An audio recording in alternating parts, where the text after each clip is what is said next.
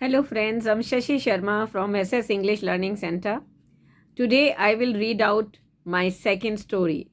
The title of the story is What Lies Beneath.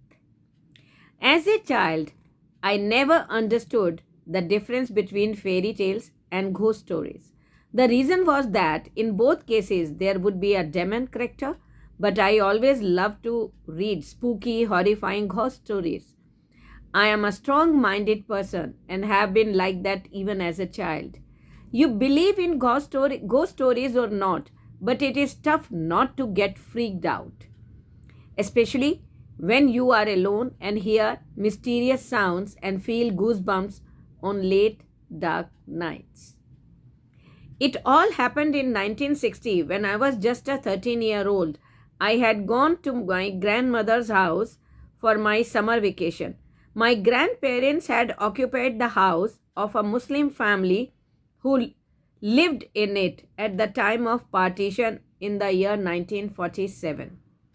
The house was very huge and spacious and looked like a fortress with attics in all the rooms having small windows for ventilation.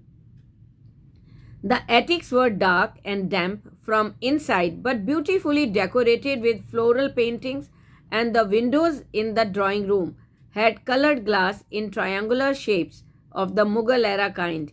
It was built on a high mound so it did not suffer from flooding during the rainy season, unlike the other houses in the low lying areas of the village.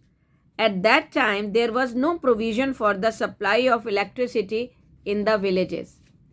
During vacation, my cousins also used to come from Delhi to stay with us. We had a great time playing hide and seek together. There were two neem trees that grew jointly as one. We used to climb, jump, and enjoyed swinging on that tree.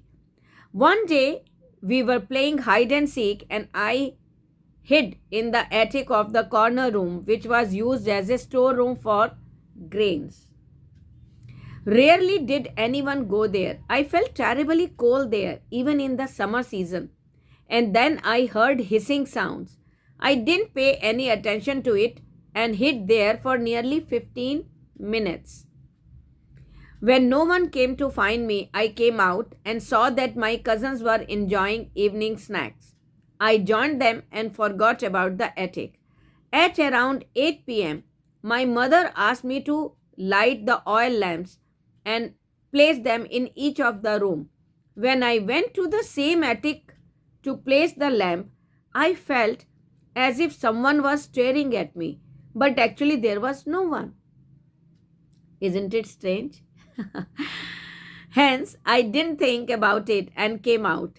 The next day, when I went to pick up the lamp from that room, I found a 1 rupee coin of 1947.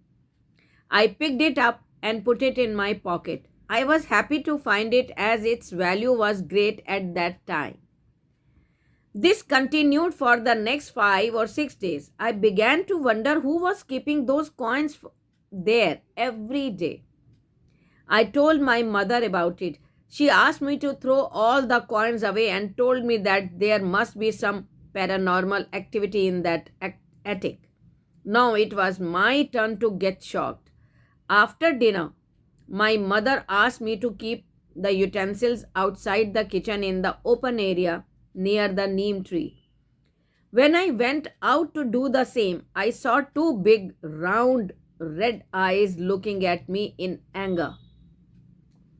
I stood frozen in fear. I could not shout for help. I felt as if that thing had hypnotized me into standing still there. After a few minutes, I got my senses back and I literally ran towards the drawing room where all the members of my family were sitting around chatting. My mother tried to read my mind, my face, but before she could understand, we all heard loud noises of steel utensils falling in the kitchen. Thinking that a cat may have entered the kitchen, we ran towards it and were flabbergasted to see the steel utensils flying in the air. We screamed in fear and ran out. The whole night we kept praying as none of us could sleep. The next morning, my grandmother advised us to return to my hometown, Delhi. We came back the next day. We heaved a great sigh of relief. We slept peacefully that night. But after 2 days, around midnight, I heard a voice coming from my suitcase which was lying under my bed. It was, it kept on saying, "Let me be free, let me be free." I gathered up all my courage and opened the bag. As I opened my bag, the room filled up with a bad smell. A girl of 16 or 17, with her throat slit, looking pale, emerged from that suitcase. Blood was oozing out as if she had been killed just a few hours ago. She requested me to help her. She told me that she was same person who had lived in the attic for the last 15 years. I was her house. It was her house where she used to live with her parents. She was a Muslim girl who fell in love with a Hindu boy.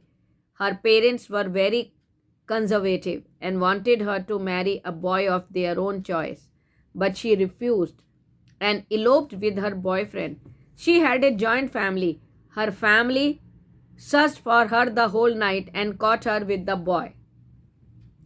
As the communal riots were rising due to partition and they wanted to leave for Pakistan, they forced her to leave the boy, but she refused.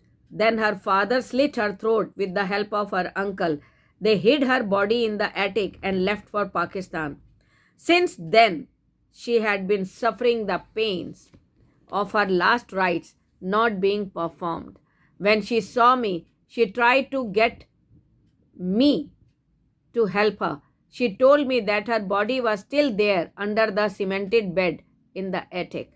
I asked her to give me a little time to make my parents understand this. I told my parents about it. They left for my grandmother's house without delay. They hired 2 laborers to dig out the body.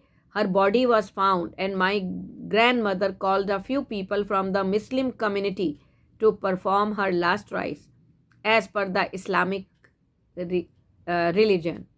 She appeared for the last time and looked calm and happy. At my request, she appeared in front of everyone so that they could believe me, and then she vanished. After that, nothing happened. Whenever I think about it, I get freaked out and still feel those goosebumps.